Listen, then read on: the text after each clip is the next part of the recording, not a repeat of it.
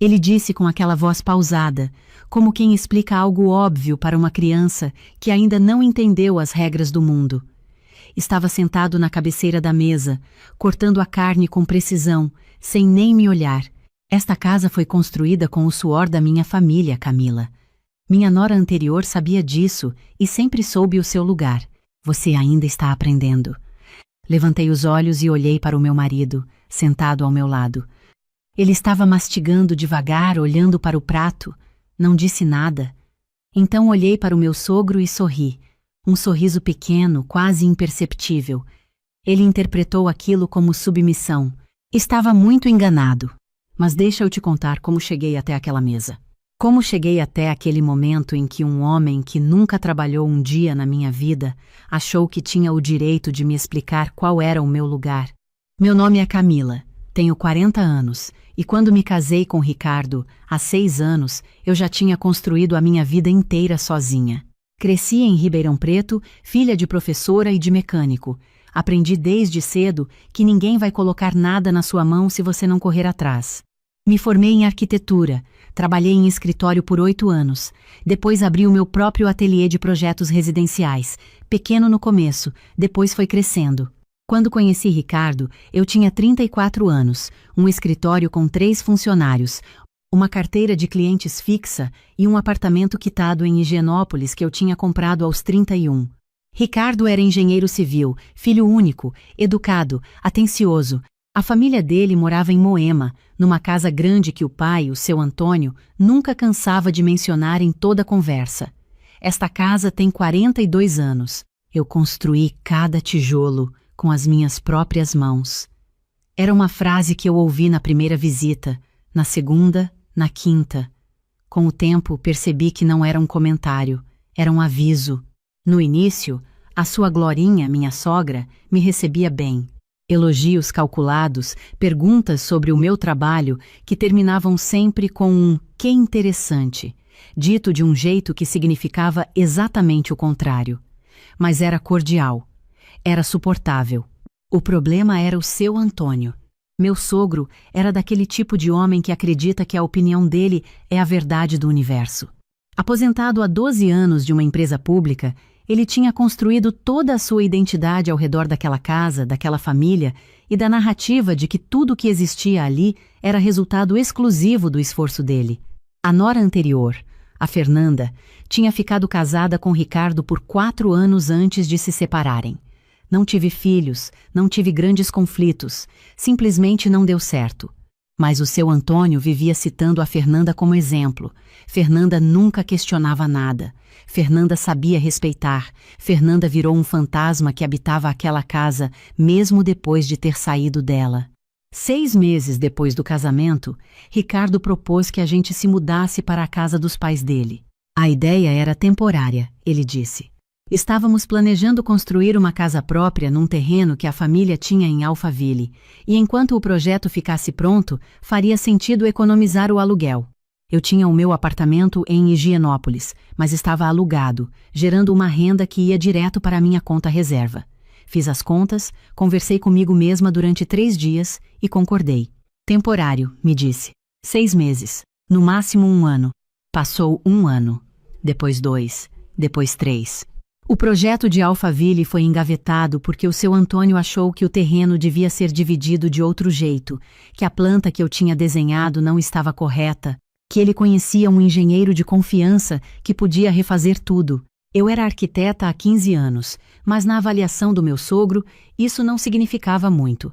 Foi nesse período que começaram as pequenas invasões. Meu sogro tinha o hábito de entrar no quarto que eu dividia com Ricardo sem bater. Às vezes para pegar alguma ferramenta que guardava no armário da varanda, às vezes para só ver como estava tudo. Quando eu mencionei que me sentia desconfortável, Ricardo disse que o pai era assim, sempre foi, não tinha maldade. Quando pedi que pelo menos avisassem antes, o seu Antônio ficou ofendido por uma semana inteira. A cozinha era outro território de conflito constante. Eu cozinhava diferente. Usava ervas que ele não reconhecia, fazia receitas que não eram comida de verdade, segundo a avaliação dele. Uma vez preparei um risoto de cogumelos numa sexta-feira à noite e ele empurrou o prato para o lado e pediu para a sua Glorinha fazer um arroz com feijão porque não aguentava comida de restaurante chique dentro da própria casa. Ricardo riu. Achou graça. Eu não achei. Mas o pior não era o seu Antônio. O pior era o silêncio do Ricardo. Cada vez que o seu Antônio fazia um comentário sobre o meu trabalho, sobre a minha família, sobre a maneira que eu arrumava as coisas na cozinha ou escolhia a roupa para sair, Ricardo ficava quieto. Não concordava abertamente, mas não discordava também. Vivia naquele espaço confortável da neutralidade que, na prática, era cumplicidade. Quando eu falava sobre isso depois, ele dizia que eu estava interpretando mal, que o pai não tinha a intenção de ofender, que eu precisava entender a cultura da família dele. Cultura da família. Essa frase me consumiu por dentro durante meses. O ponto de ruptura aconteceu numa tarde de domingo. Tínhamos visita, 2 casais amigos do seu Antônio, pessoas que ele conhecia há décadas. Estávamos todos na sala quando um deles me perguntou o que eu fazia. Antes que eu pudesse responder, o meu sogro falou por mim. Ela cuida da casa e ajuda o Ricardo no que pode. Dito com a naturalidade de quem está descrevendo o tempo lá fora. Eu olhei para ele. Depois olhei para Ricardo. Ricardo estava sorrindo para o amigo do pai, entrando num outro assunto. Eu cuido da casa e ajudo o Ricardo no que posso. Eu tinha um ateliê de arquitetura. Tinha acabado de assinar o projeto de um condomínio residencial em Campinas. Tinha 3 funcionários, 2 estagiários e uma carteira com 17 clientes ativos. Mas ali, naquela sala, na frente de desconhecidos, eu era a moça que cuidava da casa. Voltei para o quarto com desculpa de pegar alguma coisa e fiquei em pé na frente da janela por alguns minutos, respirando. Não chorei, não senti raiva. Senti uma coisa diferente, mais fria, mais clara. Senti que estava na hora. Porque tinha uma coisa que o meu sogro não sabia, que o meu marido sabia, mas nunca tinha se dado ao trabalho de contar para mais ninguém da família porque não achava relevante. Uma coisa que eu carregava comigo em silêncio desde o ano anterior, esperando o momento certo de decidir o que fazer. 2 anos antes daquele domingo, eu tinha recebido uma proposta de compra pelo meu ateliê. Não foi uma surpresa completa. O mercado de arquitetura de interiores e projetos residenciais de alto padrão tinha crescido muito depois da pandemia. Um grupo de investimento imobiliário de São Paulo estava comprando ateliês com carteira de clientes consolidada para criar uma rede integrada de serviços. Meu ateliê estava na lista deles. Conversei com os meus sócios, consultei advogados, passei 4 meses analisando. No final, vendi 60% da participação e fiquei como diretora criativa com contrato de 2 anos. O valor que entrou na minha conta naquele dia era R$ 2.200. Lem, lem, lem, lem, lem. Não contei para o Ricardo no começo porque estava processando. Depois fui contando aos poucos, mas ele não demonstrou muito interesse nos detalhes. Que bom, meu amor, disse, continuando a ver o jogo no celular. Para ele, o ateliê sempre foi o meu hobby caro. Ele nunca entendeu muito bem o que eu fazia, nem tentou. O dinheiro ficou aplicado, rendendo, enquanto eu pensava no que fazer com ele. Naquela tarde de domingo, em pé na frente da janela, comecei a pensar de verdade. Abri o notebook no quarto com desculpa de trabalhar. Mas em vez de abrir projetos, abri portais de imóveis. Sabia exatamente o que estava procurando, porque tinha olhado algumas vezes antes sem compromisso. Um apartamento, só meu, num bairro que eu escolhesse, com a decoração que eu quisesse, sem ninguém para me dizer que o meu gosto era errado ou que eu não entendia de elegância. Encontrei uma cobertura duplex no Itaim Bibi. 3 quartos, 2 banheiros, terraço com churrasqueira e uma vista que pegava boa parte da cidade. O proprietário estava vendendo porque ia morar fora do país. Preço: R$ 1.980.000,00, abaixo do que eu tinha. Agendei uma visita para a semana seguinte, sem contar para ninguém. Fui sozinha numa terça de manhã. Entrei no apartamento e senti algo que não sentia há muito tempo. Reconhecimento. Era exatamente o tipo de espaço que eu teria projetado para mim mesma se alguém me pedisse. Pé direito alto, janelas largas, uma cozinha que fazia sentido, paredes que pediam os quadros certos. Caminhei por cada cômodo devagar. Me sentei um momento no terraço e olhei para a cidade. A senhora quer fazer uma proposta? Perguntou a corretora. Quero, respondi. Fechamos em 12 dias. Escritura assinada, transferência feita, chaves na minha mão. Tudo resolvido numa velocidade que me surpreendeu até a mim. O proprietário precisava sair logo e eu não precisava de financiamento. Foi assim.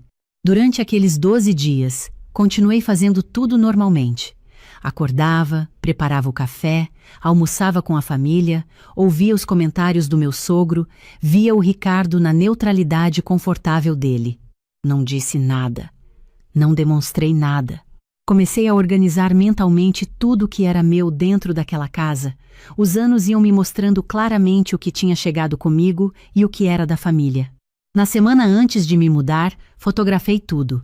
Cada objeto que eu tinha comprado, cada peça de decoração, cada utensílio de cozinha que eu tinha trazido ou adquirido durante aqueles anos. Não por desconfiança exagerada, por precaução, porque eu conhecia as pessoas com quem estava lidando. Contratei uma empresa de mudança para um sábado. Ricardo sempre ia ao clube aos sábados de manhã com o pai, ritual sagrado que durava das 10 ao meio-dia. 2 horas. Não era muito, mas com 6 pessoas trabalhando de forma organizada, dava para fazer o essencial. Na sexta à noite, me certifiquei de que todas as minhas coisas estavam identificadas mentalmente. Meus livros de arquitetura, os quadros que o meu sogro tinha chamado uma vez de bagunça colorida. Meu equipamento de trabalho, minha roupa, os itens pessoais que tinham viajado comigo de Higienópolis quando me mudei. Uma parte considerável dos móveis do quarto que eu tinha comprado quando entramos, porque os que estavam lá eram velhos e Ricardo concordou que eu escolhesse os novos. Naquela última noite, deitei ao lado do Ricardo. Ele dormiu rapidamente, como sempre. Fiquei olhando para o teto por talvez meia hora, não com raiva, não com tristeza, com uma clareza absoluta sobre o que o dia seguinte significava. No sábado de manhã, fiz café. O seu Antônio desceu, pegou a xícara, disse que o café estava fraco de novo. Eu disse que ia fazer mais forte da próxima vez. Ele saiu com o Ricardo às 10 menos 10. Vai ser rápido hoje, voltamos até meio-dia, disse Ricardo pegando as chaves. Tudo bem, respondi. Aproveitem. O caminhão chegou às 10h15. Foram metódicos, rápidos, silenciosos do jeito que eu tinha pedido. Cada peça saía com cuidado, sem barulho desnecessário. A sua Glorinha estava no salão assistindo televisão nos primeiros 20 minutos.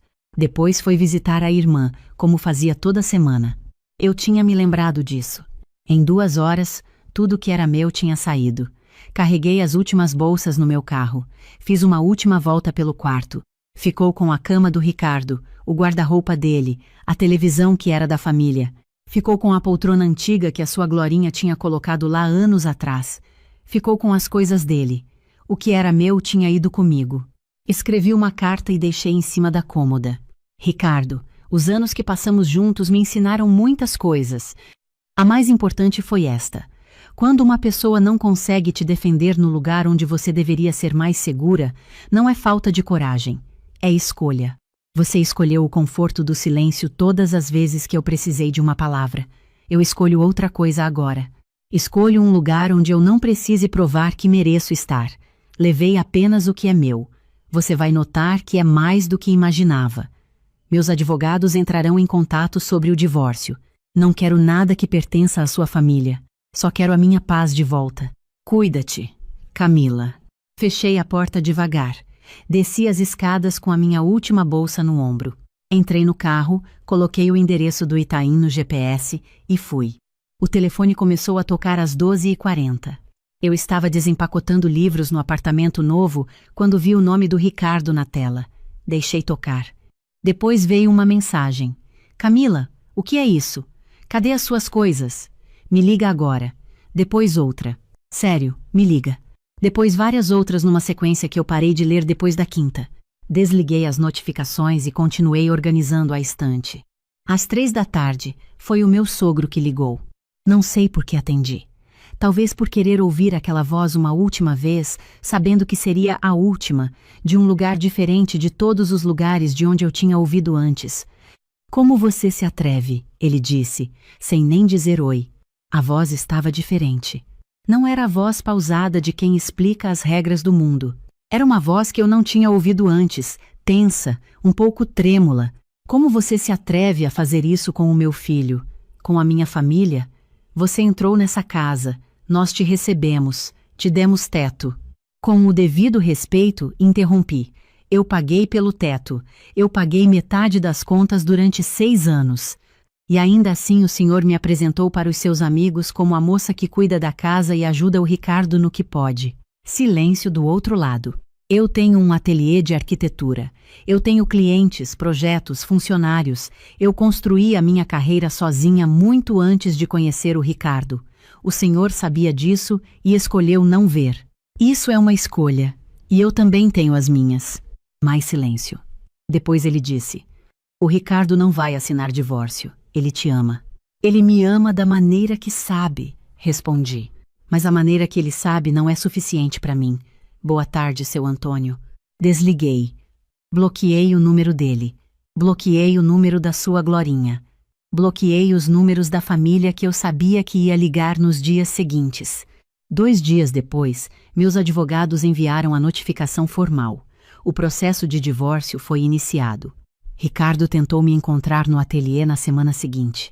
A minha recepcionista me avisou. Mandei dizer que eu estava em reunião e que se ele não saísse em 5 minutos, eu chamaria a segurança do prédio. Ele saiu em 3.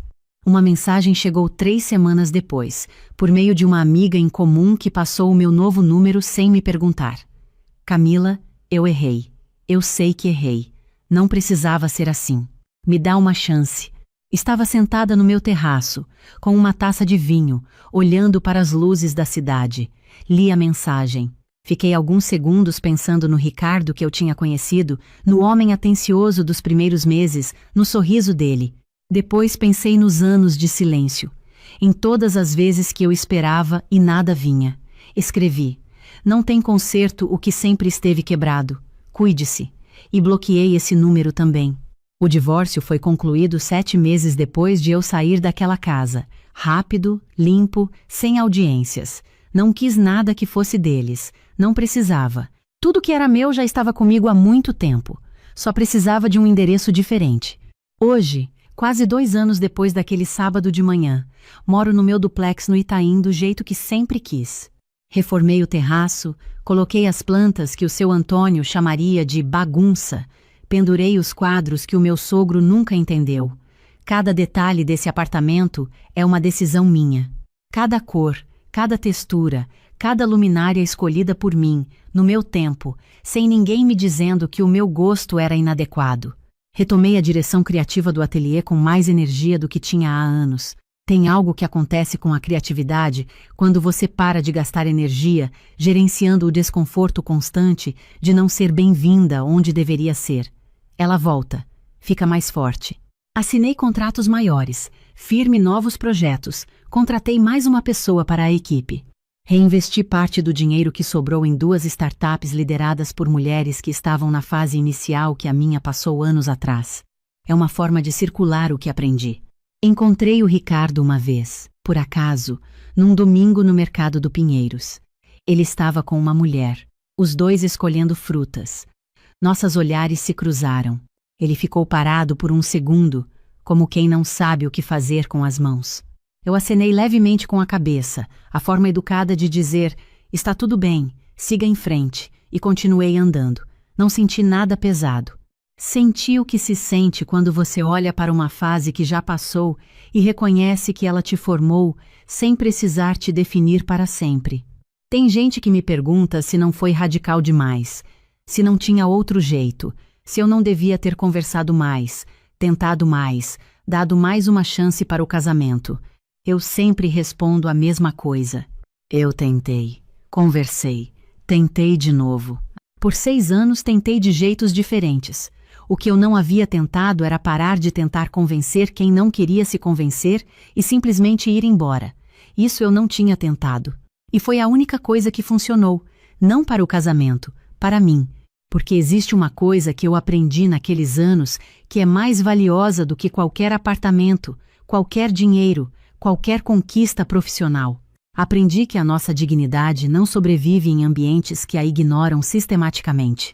Ela vai cedendo aos poucos, tão devagar que você quase não percebe, até que um dia você está sorrindo educadamente, enquanto alguém te diz que o teu lugar é servir e o seu marido olha para o prato. Eu tinha chegado nesse dia. O meu sogro achava que o poder dele estava na casa que ele construiu tijolo por tijolo. Achava que ter me recebido debaixo do seu teto me colocava em dívida perpétua com ele.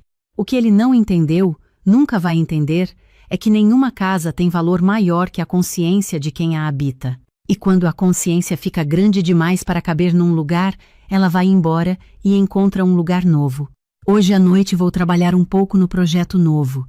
Depois vou sentar no terraço com a minha xícara de café, olhar para a cidade e sentir o que sinto toda vez que fecho a porta do meu apartamento. Aquela leveza específica de quem não deve satisfação para ninguém, de quem chegou onde chegou pelos próprios meios e não abre mão disso por conveniência de mais ninguém. Não é arrogância. É apenas o peso exato de saber quem você é. E essa, nenhum sogro do mundo consegue tirar de você. R. 5 milhões. Foi o que minha avó deixou quando partiu, depois de 81 anos de uma vida que ela construiu com as próprias mãos, literalmente. Minha avó lavou roupa para os outros durante 40 anos. Levantava antes do sol, esfregava, torcia, passava, não reclamava. Dizia que trabalho honesto não envergonha ninguém. Com esse dinheiro, ela comprou um apartamento no Itaim Bibi nos anos 80, quando o bairro ainda era simples, e foi guardando o resto em caderneta de poupança todo mês, sem falhar. Quando o advogado me ligou para ler o inventário, eu estava atendendo uma paciente. Sou nutricionista há 14 anos, tenho uma clínica pequena, mas bem estabelecida no Brooklyn. Saí da sala, atendi no corredor, e quando ouvi o número, precisei me apoiar na parede. 3.500.000 reais. Minha avó tinha construído isso lavando roupa. Eu teria que ser digna disso. Meu marido, Eduardo, estava em casa quando cheguei naquela tarde. Ele trabalha como representante comercial, viaja muito, mas naquele dia estava em São Paulo. Quando contei, vi o rosto dele mudar de um jeito que eu não soube nomear na hora. Os olhos brilharam. Não era orgulho, era outra coisa. Ele me abraçou, disse que minha avó era uma mulher incrível, que eu merecia tudo aquilo, que a gente ia fazer coisas lindas com esse dinheiro. Comprar uma casa maior, talvez na Serra. Viajar para a Europa, um sonho antigo que a gente sempre adiava. Eu sorri, apoiei a cabeça no ombro dele e acreditei em tudo, porque tinha 12 anos de casamento me dizendo que podia acreditar. A mudança foi gradual a princípio, depois foi de repente. Na primeira semana, Eduardo estava em casa todos os dias, atencioso, carinhoso, perguntando sobre o inventário, sobre os prazos, sobre como funcionava a transferência do apartamento. Eu achei que era curiosidade, achei que era ele querendo ajudar.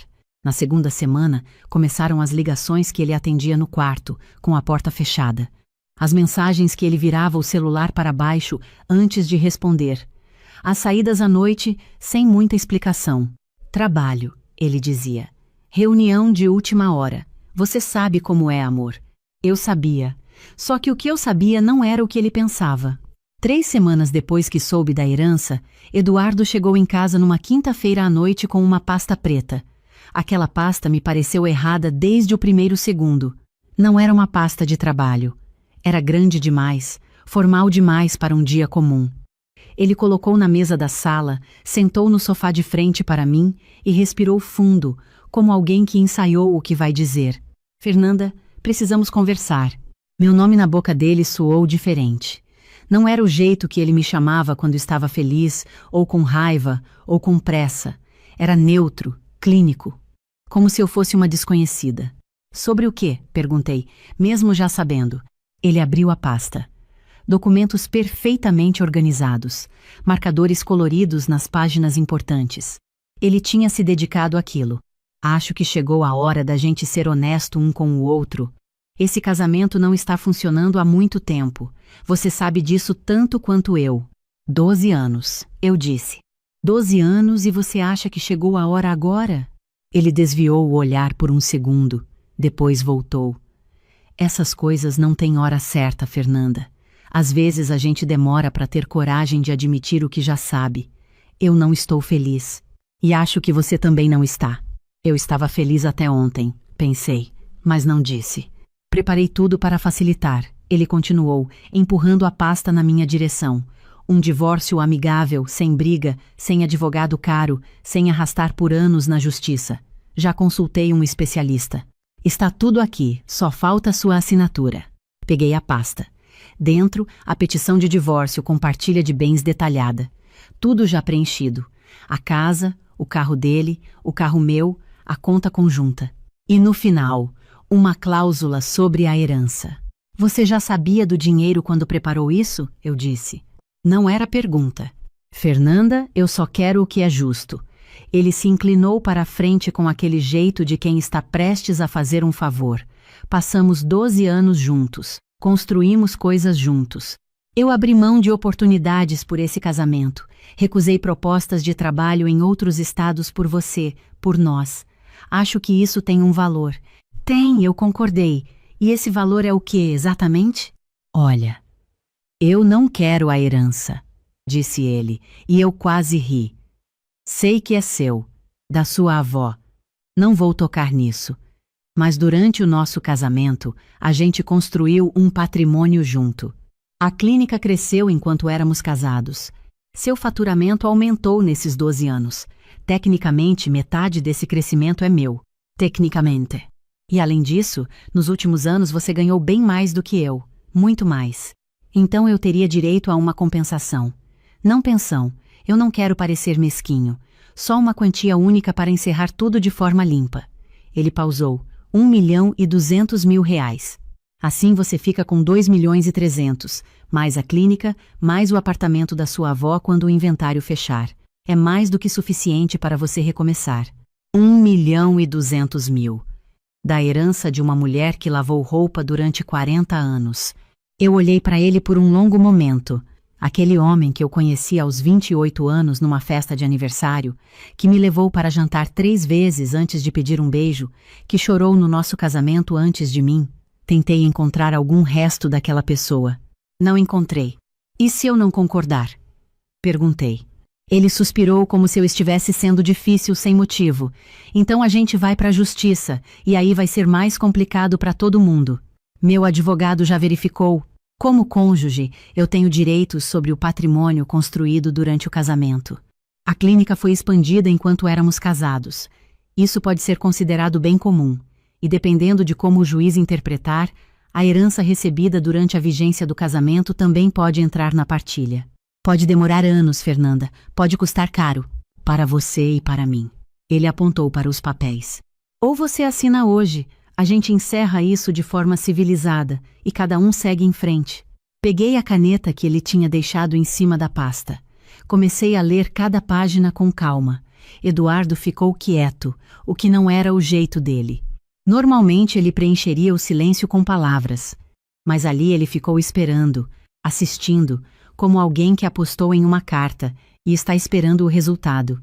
Tem outra pessoa? Eu perguntei sem levantar os olhos dos documentos. Ele hesitou. Depois, tem. Há alguns meses. Não foi planejado. Eu sei como essas coisas são, eu disse. E ela sabe do dinheiro? Fernanda. É uma pergunta simples. Não tem nada a ver com isso. Ele desviou o olhar pela segunda vez. Mentiroso consistente em algumas coisas, inconsistente no que importa. Assinei o primeiro documento, depois o segundo, depois o terceiro. Eduardo foi ficando visivelmente mais aliviado a cada página. Quando cheguei no último, assinei devagar, dobrei os papéis com cuidado, fechei a pasta e entreguei para ele. Pronto. Ele ficou olhando para mim esperando alguma coisa. Choro, talvez, ou raiva, ou um último pedido para ele ficar. Pode ir, Eduardo. Ele se levantou. Ficou parado por um segundo com a pasta nas mãos. Obrigado por entender, Fernanda. Eu sei que é difícil, mas é o melhor para os dois. De nada. Ouvi a porta fechar, o elevador descer, o silêncio do apartamento se instalando como ele nunca tinha se instalado antes, porque antes Eu não sabia que preferia esse silêncio a certos tipos de companhia. Peguei o celular. Tinha uma mensagem da Drunara Cristina Fonseca, minha advogada, enviada 40 minutos antes. Fernanda, confirmado. O instrumento particular foi registrado em cartório ontem. Tudo está em ordem do nosso lado. Eu respondi. Ele assinou. Acabou de sair. A resposta veio em segundos. Perfeito. Amanhã a gente conversa. Pode ficar tranquila. Eu me levantei, fui até a janela, olhei para a rua lá embaixo. São Paulo de noite tem uma luz estranha, laranja e branca misturadas, que sempre me pareceu mais honesta do que a cidade de dia. Respirei fundo e pela primeira vez em semanas, a tensão nos meus ombros foi embora. Porque Eduardo não sabia de uma coisa. Duas coisas, na verdade. A primeira. 8 meses antes, quando minha avó foi internada pela segunda vez e os médicos me chamaram para uma conversa que eu não queria ter, ela me pediu para sentar ao lado dela na cama do hospital. Segurou minha mão com aquelas mãos que tinham torcido tanta roupa, calejadas e fortes mesmo com 80 anos. Me olhou nos olhos e disse: Fernanda, eu conheço o Eduardo há 12 anos. Ele é um homem que sorri para quem tem mais do que ele. Você precisa se proteger antes que eu vá. Eu disse que ela estava exagerando, que Eduardo me amava. Eu sei o que vi, ela disse. Promete para mim. Prometi, porque nunca na vida quebrei uma promessa para minha avó. No dia seguinte, liguei para a doutora Cristina Fonseca, especialista em direito de família, com quem eu tinha trabalhado alguns anos antes, num caso de um paciente. Expliquei tudo. Ela me ouviu sem interromper. Quando terminei, ela disse: tem algumas formas de proteger o patrimônio. A mais segura, considerando que a herança ainda não foi liberada, é a constituição de uma holding familiar. O apartamento e os recursos entram na holding, você é a única sócia. Tecnicamente, você não possui os bens diretamente. A holding possui. E como a holding foi constituída antes do recebimento formal da herança, ela não é considerada bem do casal. É legal isso? Completamente. É uma prática comum de planejamento patrimonial. Muitas pessoas fazem exatamente isso. Fizemos tudo. Constituímos a holding, registramos em cartório, preparamos toda a documentação para que assim que o inventário fosse concluído, os bens fossem transferidos diretamente para a holding e não para minha conta pessoal. 3 meses de trabalho silencioso, reuniões durante o horário do almoço, ligações que eu fazia da clínica com a porta fechada. Eduardo nunca soube. A segunda coisa que Eduardo não sabia. 6 meses antes, quando ele voltou de uma viagem de trabalho e me pediu para assinar uns documentos que o banco tinha mandado, dizendo que era uma atualização de cadastro para a conta conjunta, eu mostrei os papéis para a Droma. Cristina, antes de assinar qualquer coisa. Fernanda, ela me disse no mesmo dia, isso não é atualização de cadastro, isso é uma declaração de que vocês optam pelo regime de separação total de bens de forma retroativa. Se você assinar, está documentando que concorda que os patrimônios de vocês sempre foram separados. Ele estava preparando o terreno há 6 meses. E se eu assinar? Então qualquer bem que você receber depois da data desse documento é exclusivamente seu, não entra na partilha de jeito nenhum. Eu assino. Eu assinei. Eduardo achou que estava sendo esperto. Estava armando a própria armadilha e me entregando a chave. Na manhã seguinte, liguei para a doutora Cristina logo cedo. Juliana, vi que você assinou os papéis do divórcio. Assinei. Ele pediu 1.200.000. E vai receber quanto? Ela riu antes de responder a própria pergunta. 0. Me deixa te explicar de novo como ficou. A holding foi constituída antes do fechamento do inventário. Os bens da minha avó, quando liberados, foram direto para a holding. Eu, como pessoa física, nunca tive os 3.500.000 na minha conta.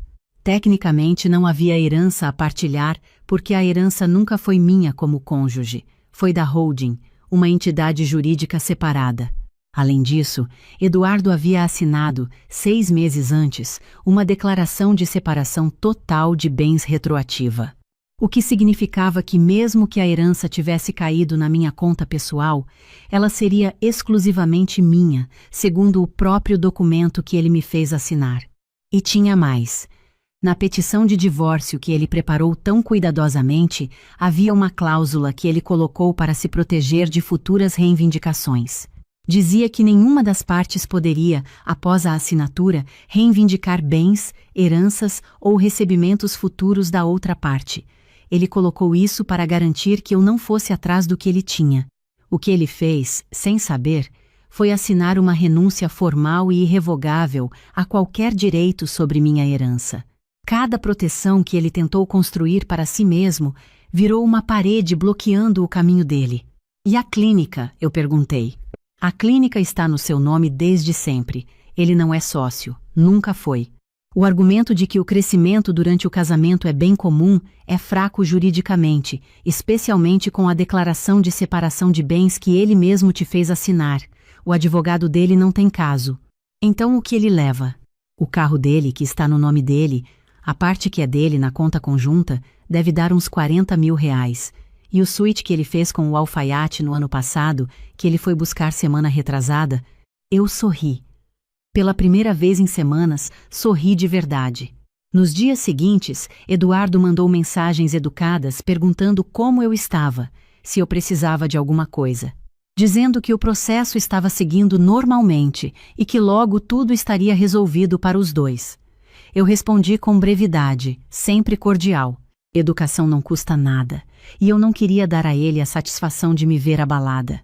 No quarto dia, ele apareceu para buscar o resto das roupas. Veio acompanhado, uma mulher de uns 35 anos, cabelos escuros, calça bege, sandália cara. Ficou esperando no corredor enquanto ele entrava. Ela entrou depois, sem que ninguém convidasse. Olhou para o apartamento com aquele olhar que eu reconheci imediatamente, porque é o mesmo olhar que as pessoas têm quando estão calculando quanto custaria reformar. Andou devagar pela sala, parou perto da janela, olhou para a vista. Eduardo encheu 2 malas enquanto eu fazia café na cozinha. Quando terminou, parou na porta da sala. O dinheiro deve cair amanhã, né? O inventário fecha amanhã, eu confirmei. A transferência acontece no mesmo dia. E você vai fazer a parte minha logo em seguida? Um acordo é um acordo, Eduardo. Ele sorriu. Aquele sorriso de quem está com a carta na mão e sabe disso. Obrigado por ser razoável com isso tudo. Muita gente complica, fica no ressentimento. Você sempre foi inteligente. Sempre fui. Eu concordei. Eles saíram. Ouvi a voz dela no corredor dizendo algo sobre o apartamento, sobre como ia ficar lindo depois de renovado, sobre a viagem que iam fazer assim que o dinheiro caísse. Eu não conseguia ouvir o destino, mas o tom era de quem já está fazendo as malas. Fui até a janela e olhei para a rua. Respirei. Mandei uma mensagem para a Drom. Cristina, amanhã precisa estar tudo confirmado. Está confirmado desde ontem, ela respondeu. Pode dormir. Dormi bem. Melhor do que tinha dormido em meses. Na manhã seguinte, às 8h47, o inventário fechou. Às 9h02, a transferência foi processada. Não para a minha conta corrente, para a conta da holding, que estava em nome de uma pessoa jurídica registrada 3 meses antes, da qual eu era a única beneficiária. Às 9h22, meu celular tocou. Eduardo. Fernanda. O advogado disse que o inventário fechou. Vi aqui no sistema do banco que teve uma movimentação, mas não consegui identificar para onde foi. Você pode fazer a transferência agora? Eduardo, eu disse. Você se lembra daqueles documentos que me pediu para assinar há 6 meses? Os de atualização de cadastro do banco? O quê? O que tem a ver? Não eram documentos de cadastro. Eram uma declaração de separação total de bens retroativa. Você me fez assinar um documento dizendo que nossos patrimônios sempre foram separados. Silêncio. Estou ouvindo, ele disse, com a voz diferente agora.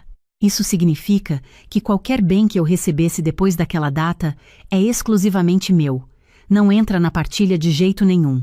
Foi você quem estabeleceu isso. Fernanda, você está me dizendo que... Estou dizendo que a herança da minha avó nunca foi bem do casal. Nem poderia ser, porque você mesmo garantiu isso quando me fez assinar aquela declaração. Mas a gente tinha um acordo, você assinou o divórcio, você concordou com o valor. Li os documentos com muito cuidado, Eduardo. A partilha que você preparou dizia que dividíamos os bens do casal meio a meio. A conta conjunta, os móveis comprados juntos, as economias que tínhamos em conjunto. Eu concordo com isso. A sua parte deve dar uns 40 mil reais. Pode passar o Pix quando quiser. 40 mil, ele repetiu, e eu percebi que ele estava tentando processar. Tem mais uma coisa. Eu mantive a voz calma, porque a raiva que eu poderia sentir tinha ido embora com o sono da noite anterior. Aquela cláusula que você colocou na petição dizendo que nenhuma das partes poderia reivindicar heranças ou recebimentos futuros da outra? Você colocou isso para se proteger, mas o que você fez foi assinar uma renúncia formal a qualquer direito sobre a minha herança. Está registrado em cartório. Seu próprio advogado que preparou aquilo, você me armou uma cilada. Não, e isso era verdade. Você armou uma cilada para mim. Eu só li o que você escreveu com mais atenção do que você esperava. Silêncio longo. Depois, eu vou processar. Vou entrar com uma ação. Com base em quê? Você tem uma declaração de separação de bens que você mesmo me fez assinar. Você tem uma petição de divórcio que você mesmo preparou com uma cláusula de renúncia a heranças. Você tem um divórcio assinado e registrado. Seu advogado vai te explicar que não tem caso. Você não precisava de tudo isso, Fernanda. 2.300.000 seriam suficientes para você recomeçar. Respirei fundo, porque aquela frase resumia tudo o que estava errado naquele homem e naquele casamento. Minha avó lavou roupa durante 40 anos, Eduardo. Levantava às 5 da manhã, esfregava até as mãos ficarem vermelhas, guardava cada centavo com uma disciplina que eu nunca vou ter. Ela construiu isso não para me dar uma segunda chance depois de um divórcio. Ela construiu isso para me dar segurança, para me dizer, mesmo depois de morta, que eu estava protegida. Você acha que eu ia dar 1.200.000 do dinheiro dela para o homem que estava me traindo enquanto eu ia ao hospital visitar minha avó doente? Silêncio. Você sabia que eu ia atrás do dinheiro? Minha avó sabia. E ela me ensinou a me proteger. Desliguei. O telefone tocou de volta quase imediatamente. Deixei tocar. Tocou mais 4 vezes. Depois pararam as ligações e começaram as mensagens. Primeiro dele, pedindo para conversar, dizendo que tinha sido um mal-entendido, que a gente podia chegar a um acordo diferente. Depois dela, a mulher de cabelos escuros que tinha andado pelo meu apartamento calculando o custo da reforma. Mensagens raivosas, mensagens desesperadas, mensagens que alternavam entre me atacar e me implorar. Eu li todas, não respondi nenhuma, bloqueei os dois. 1 hora depois, a doutora Cristina ligou. Fernanda, o advogado dele, me contatou. Quer saber se há espaço para negociação. Tem espaço para ele receber os 40 mil que são dele por direito e encerrar isso. Foi o que eu disse, ele não tinha mais argumentos. Os documentos estão perfeitos, tudo registrado, nenhuma brecha, está encerrado. Obrigada, Cristina. Obrigada à sua avó, ela disse. Sem a conversa que ela teve com você, a história seria diferente. Desliguei e fiquei por alguns minutos parada no meio da sala. O apartamento estava quieto.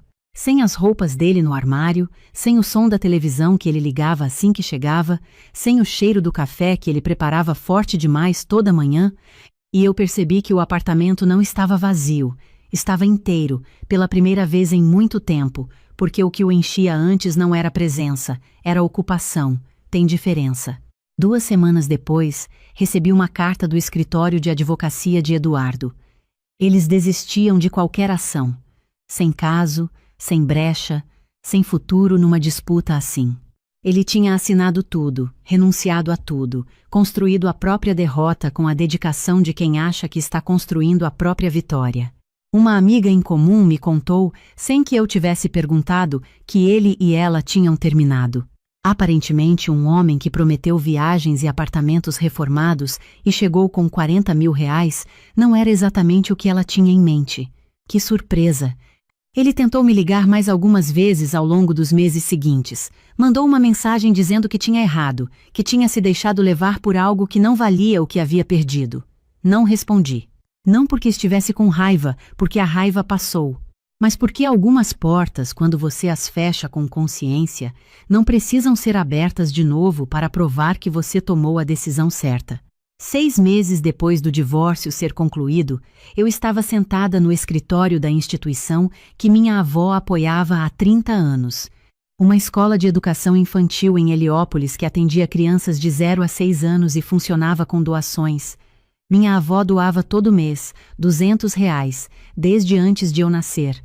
Quando ela foi internada pela última vez, me chamou e disse: Fernanda, se der, ajuda a escolinha. Eles precisam de uma reforma há anos. A diretora estava com os olhos vermelhos quando eu entrei. Sua avó doou R$ 200 todo mês durante 32 anos, ela me disse. Nunca faltou um mês, nem em dezembro de 2015, quando ela estava internada com pneumonia. Ela pediu para a filha vir aqui pessoalmente fazer o depósito. Eu sabia disso. Mas ouvir foi diferente. Quanto você precisa para a reforma completa? Perguntei. Ela me olhou como quem não entende a pergunta. Tudo. Telhado, banheiros, área de recreação, cozinha. Já temos 3 orçamentos. O mais completo ficou em R$ 380 mil. Me manda os orçamentos. Eu cubro. Ela demorou alguns segundos para entender que eu estava falando sério. Quando entendeu, começou a chorar de um jeito silencioso, que me partiu o coração de um jeito bom, sabe? O jeito que parte, quando você entende que está fazendo exatamente o que deveria estar fazendo. Saí de lá e fui ao cemitério.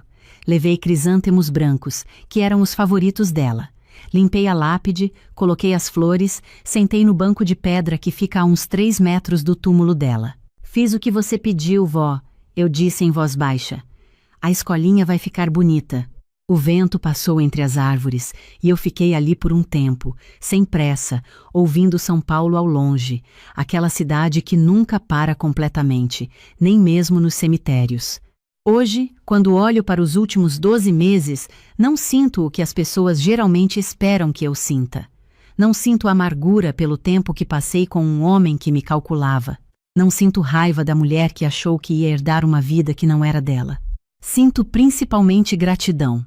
Gratidão por ter tido uma avó que me conhecia bem o suficiente para me proteger antes de ir embora. Gratidão por ter tido a cabeça fria nos momentos em que o coração quis entrar em colapso. Gratidão por ter aprendido, da forma mais dolorosa possível, a diferença entre alguém que fica ao seu lado e alguém que fica de olho no que está do seu lado. Eduardo me mandou uma mensagem há 3 meses. Uma só frase: você ganhou. Fiquei olhando para aquilo por um tempo. Depois guardei o celular sem responder, porque ele continuava não entendendo. Isso nunca foi uma competição. Ninguém precisava ganhar nem perder. O que precisava acontecer era que eu honrasse a confiança de uma mulher que passou 40 anos torcendo roupa para me dar a possibilidade de nunca precisar torcer nada para ninguém. Eu honrei. Minha clínica está crescendo. Abri uma 2ª unidade em setembro, no Higienópolis. Estou contratando uma nutricionista para me ajudar com os atendimentos porque a agenda ficou grande demais para uma pessoa só. Trabalho que eu gosto, num espaço que é meu, construído com o que eu sei fazer. A holding está ativa. Os bens da minha avó estão protegidos e gerenciados. E eu durmo bem todas as noites, o que eu não sabia que tinha parado de fazer até voltar a fazer. Às vezes, em dias mais quietos, sento perto da janela com um café e penso nela, naquelas mãos calejadas, naquela voz que tinha aprendido a não desperdiçar palavras. No jeito que ela olhou para mim naquele hospital e disse, eu sei o que vi, como se 40 anos de vida adulta tivessem destilado nela uma capacidade de leitura de pessoas que eu levaria outras 4 décadas para desenvolver por conta própria. Ela me deu mais do que dinheiro. Ela me deu o aviso. E o aviso chegou a tempo. Se você está ouvindo isso e está passando por algo parecido, se alguém na sua vida está te fazendo sentir que você precisa provar o seu valor, que você deve algo, que o que você tem determina o quanto você merece ser amada, eu quero que você entenda uma coisa que eu aprendi da forma mais cara possível. O seu valor não mora no número da sua conta. Não mora no apartamento que você tem ou não tem. Não mora na herança que alguém te deixou ou deixou de te deixar. O seu valor mora em saber quando dizer chega. Minha avó sabia disso. Ela sabia desde sempre. Passou a vida inteira dizendo não para tudo que não valia o preço que cobrava, e foi juntando o que sobrava até virar 3.500.000 e uma neta que aprendeu finalmente a fazer o mesmo. Eduardo achava que em 7 dias tudo ia mudar. Ele estava certo. Só não da forma que planejou.